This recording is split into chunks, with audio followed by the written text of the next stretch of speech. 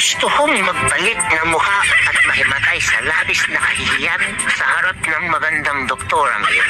Ang pinakaayaw ko sa parte ng annual physical exam ay yung kailangan mong maghubo at tumuwad sa harap ng doktor para silipin ang iyong tubo. Pagpasok ko ng clinic, Magkubad ka ng damit. ang unang utos ng doktora at naghubad niya ako ng damit. Itinampi-dampi ng doktora ang kanyang stethoscope sa aking dibdib at likod tapos nagputos ulit. Okay, hubo. Patay na.